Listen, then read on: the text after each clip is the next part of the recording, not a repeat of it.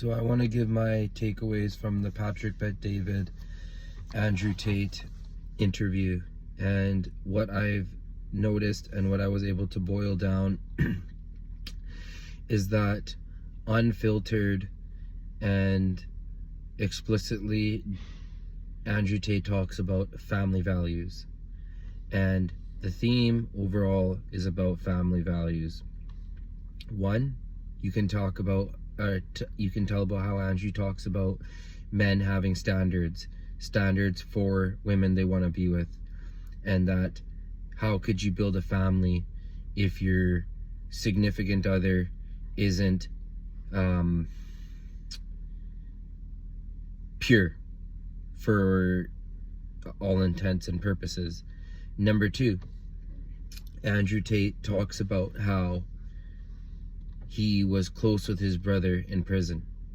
So he discusses how they would not leave each other in there, and that they love each other, and that maybe they might get married and have different houses for their wives, but the fact that they would still always be close to each other, and the fact that through symbiosis they were able to, Andrew and Tristan were able to stick together in prison because one person was the worrier and one person was the person being cool and level-headed.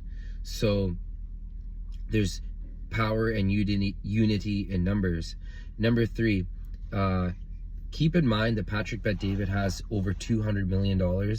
He sold his company for around $500 million. And the thing that he says is, he says he loves the fact that him and his brother, Andrew Tate and Tristan, are so close. And he asked that about his kids indirectly. And then he discusses about how a billionaire that he knows, they all stick together. And then Andrew Tate was also talking about how the best way to keep your identity is to have a clan and to stick with like-minded people.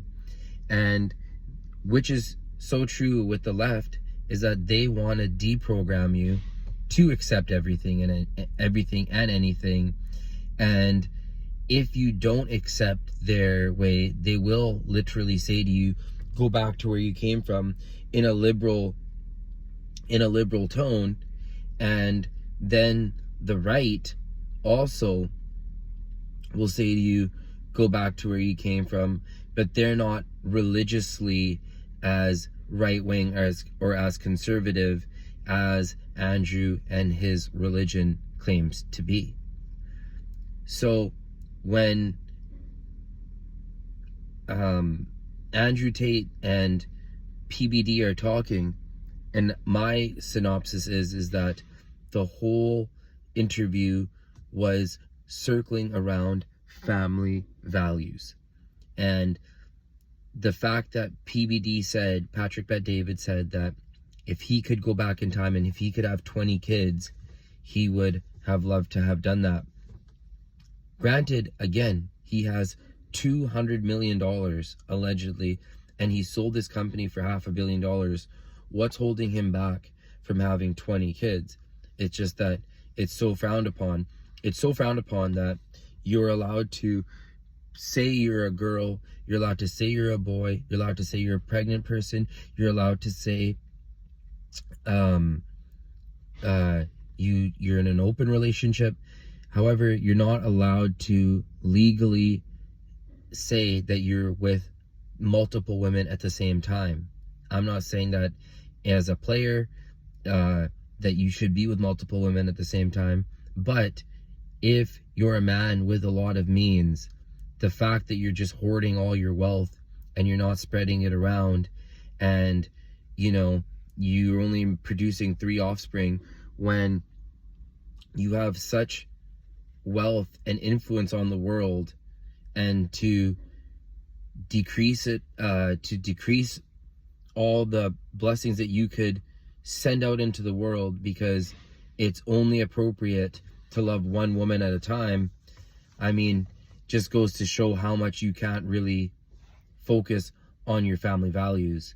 So when people say, like Patrick Bet-David, he wished he could have 20 kids, we all know the real elites, like Elon Musk, they probably have way more kids than they're telling people about.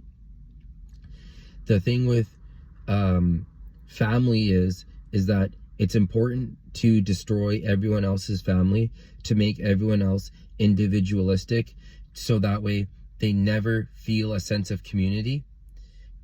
But if you had 20 kids and you guys kind of had 5 of them that were, you know, on top of leadership and understood mental programming and what an attack on the family is and how to preserve the wealth, then really, essentially, at the end of the day, you'd realize there's power in numbers. And again, the left is more about making sure that people never unite up. But one thing is they will always have multiple groups lined together for acceptance, but they preach anything but acceptance and tolerance. So I watched the Patrick Bet-David and Andrew Tate interview, and I liked it. And my main takeaway was that from beginning to end, from multiple women, to being alone in prison with your brother, to discussing how to save your values, this was about family values and family matters. Thank you for watching. Please subscribe and like and share.